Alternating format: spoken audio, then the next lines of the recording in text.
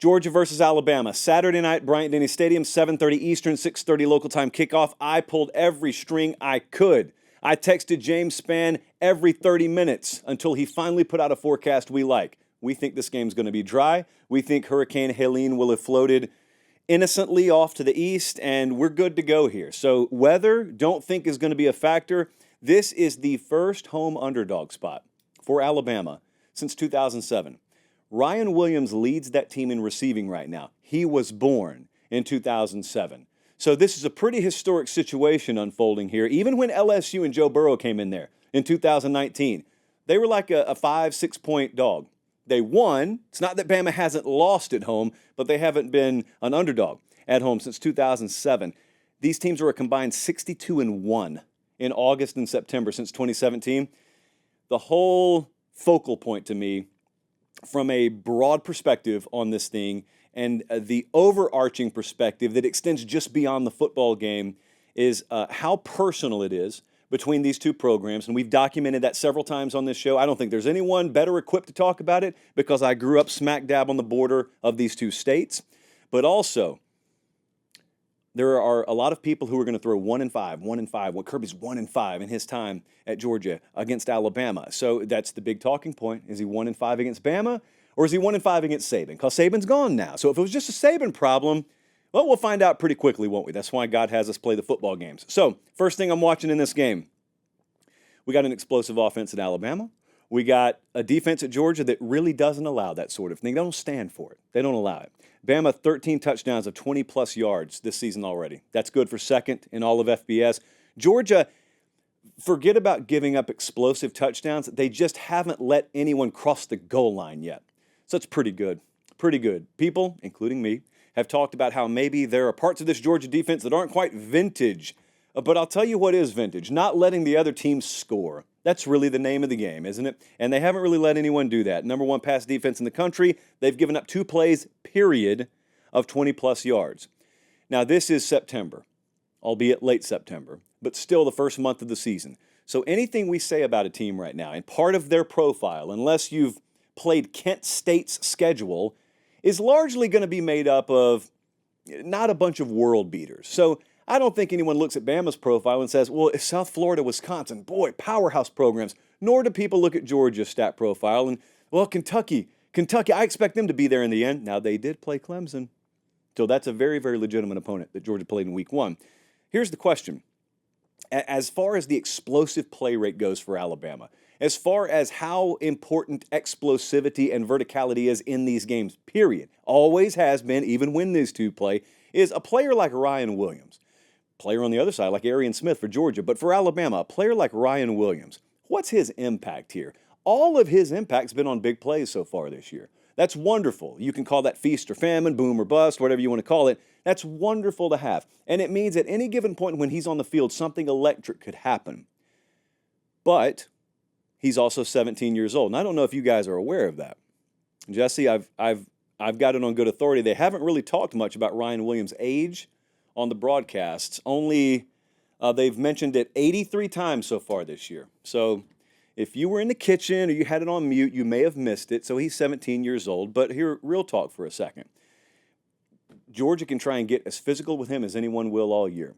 Georgia can put the kind of attention and the kind of elite athleticism on him at DB to the degree more so than anyone will all year. So let's just say, for argument's sake, Georgia succeeds in what they want to do with Ryan Williams. Well, then I look at a guy like Jeremy Bernard.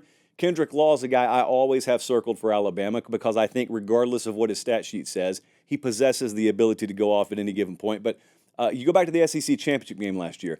Isaiah Bond bit Georgia.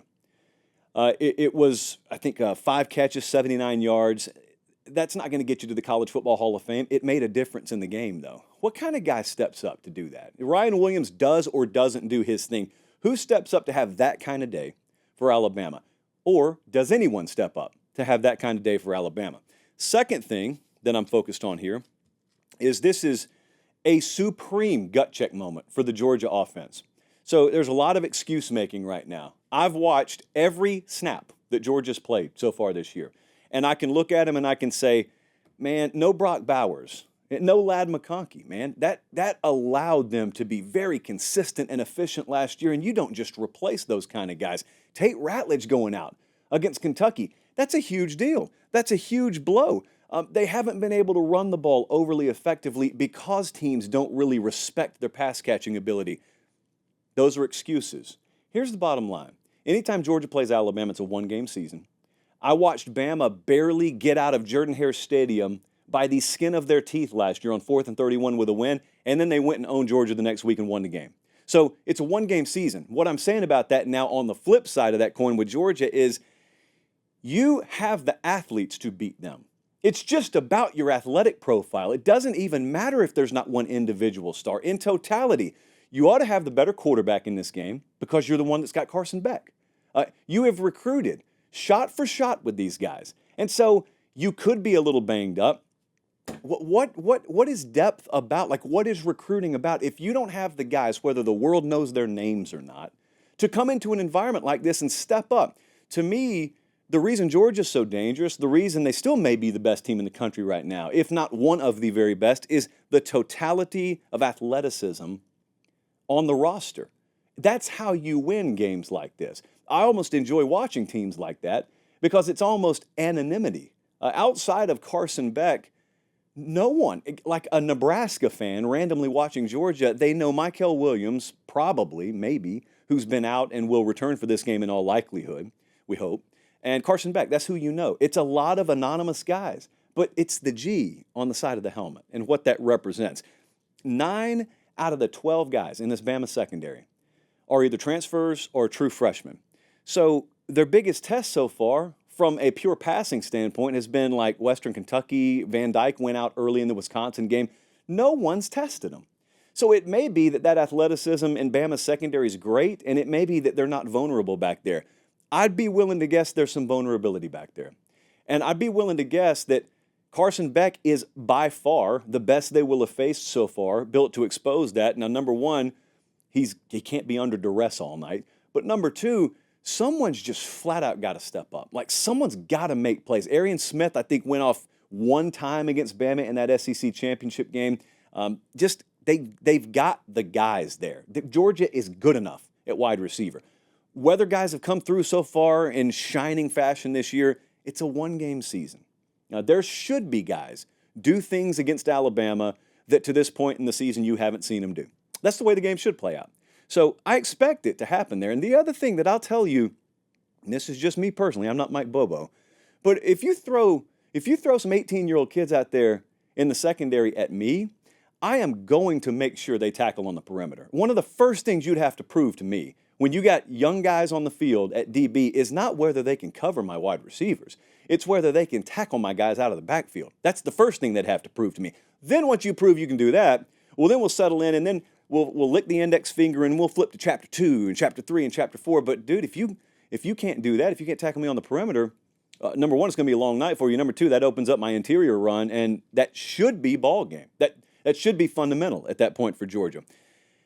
As far as running the ball goes, I think Alabama's going to have success running the ball against Georgia. I think Justice Haynes is a very, very good tailback. Jalen Milroe himself is going to be a big-time running threat and always is in these kind of games. Right now, Alabama's number one in the country in yards before contact per rush. So that should not happen against Georgia. Georgia should get hands on you pretty quickly. I wouldn't expect that to continue. Therefore, I wouldn't expect Alabama to be pushing 250, 300 yards on the ground. It's not that. It's running for enough, and it's being consistent enough to where I'm not in 3rd and 7. I'm in 3rd and 3. I'm in 4th and 1. I can live with that. I can deal with that. I think I've got the offensive line, if I'm Alabama, that I trust in those spots. But Kentucky ran for 170 on Georgia. Now, Kentucky had a little bit different game script. I don't think Kentucky ever had visions of pushing the ball down the field, and Kentucky was a lot more content with, we'll dink it, we'll dunk it, we'll take our time. Hopefully that shortens the game, and that plays into our wheelhouse because we don't have the athletes to match them. I'm not totally sure that's the way Bama goes about it. However, let's just workshop a theory for a second. Let's say they did. Right now, my biggest concern, if I'm a Georgia fan, is I think I'm getting guys back. I think that I'm getting a couple of guys back on my defensive front that are going to make a big difference. Because I had 3 defensive linemen each play 50 snaps apiece against Kentucky, and the next guy played 17. I had no rotational depth. I had no Georgia depth that I would normally have. And if they sustained a couple more drives, I'm probably going to lose the game. But they didn't because we're good enough defensively. However, I'm getting those guys back. I don't know what their legs are made of right now. If Bama sustains some stuff early in the game and we get to halftime and they've run 2-to-1 play advantage against us, time of possessions, whatever, but the amount of plays that my guys have been on the field for, if that's out of whack, it doesn't really matter what the score is at that point as long as it's comparable. Bama can be down 3, up 3, it doesn't matter. It does not bode well for me in the fourth quarter unless my strength and conditioning and my rehab and my medical has done the kind of miracles that Georgia's folks can do, and those guys are ready to play 20, 25, 30 snaps. If they're able to do that, then that's wonderful, and what I'm saying is a moot point. I don't take that for granted. I don't just assume that that's an automatic. I've told you before, and I'll tell you again, I listen to a lot of Kirby Smart. We've had him on the show several times. We've spoken to him on off record. I listened to most of his press conference. He is honest about this stuff. And so I listen to him give injury updates. And when he says, I'm hopeful, they're not hiding anything. They are hopeful Michael Williams can go. I think he practiced yesterday. Like I expect him to play. I expect a couple of these other guys that have been out to play. At what level? It's not about getting guys in the game. It's not whether you can get them physically on the field. They're facing one of the best teams in the country.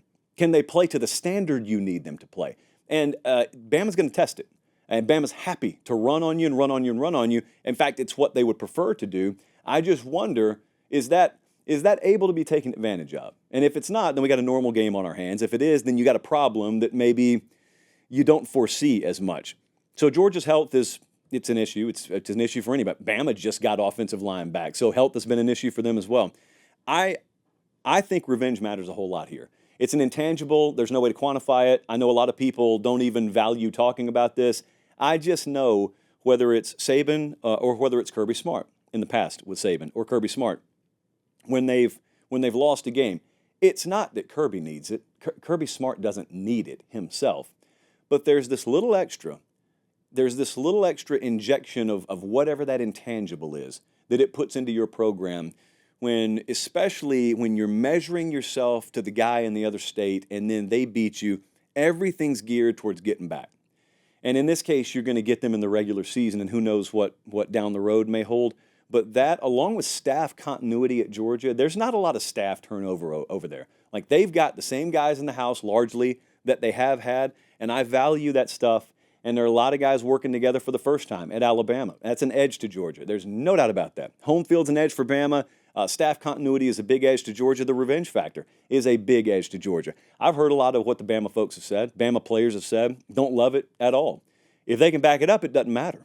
But they hear it in Athens. But I'll tell you another thing that I cannot shake. Last year, flew up to Seattle, Washington. It's the first time I ever saw Kalen DeBoer coach in person. He took on Dan Lanning as an underdog and beat him. And then they faced off again in Las Vegas a few months later. And he took on Dan Lanning again as an underdog and beat him. And I think you're aware of Lanning's last stop before he was at Oregon. And I think you're pretty keenly aware of the kind of defense, stylistically, schematically, that Dan Lanning runs. DeBoer's not faced Kirby Smart. DeBoer has faced the next best thing in an underdog role twice and gotten the job done against him. And I cannot shake it because I didn't make my decision on this game until about 45 minutes ago. Colin, let's take a look at what the model thinks. Georgia's favored by 2.5 right now at FanDuel. Our model has it right at a pick. I think the model had Alabama by 0.2 of a point. I simply went with home field here, and that idea that I couldn't shake out of my head from last year of DeBoer going up against Lanning twice and beating him, I think they're going to find a way to get the job done here. So I'll take Alabama to win the game outright, and that is a coin flip in my mind. So there's no money being wagered on this in my part. And the other thing that I wanted to address is a couple of you have said today, boy, with this expanded playoff, these games don't mean anything. You have no idea what you're talking about and don't need to be taken seriously, frankly. If you're looking at this kind of game and saying it doesn't mean anything because playoff.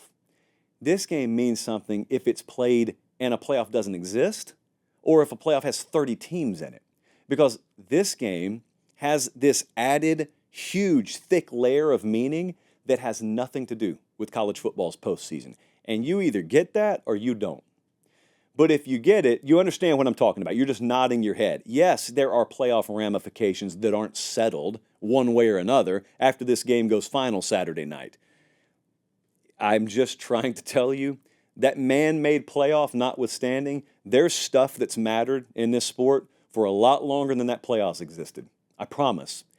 And that stuff's what will be on display Saturday night. So come what may, 3 or 4 months down the road, I promise you, and I'm as anti-playoff expansion as it gets, but I promise you there's meaning on this one. There's meaning. Your point is taken, but I promise you there's meaning on this game.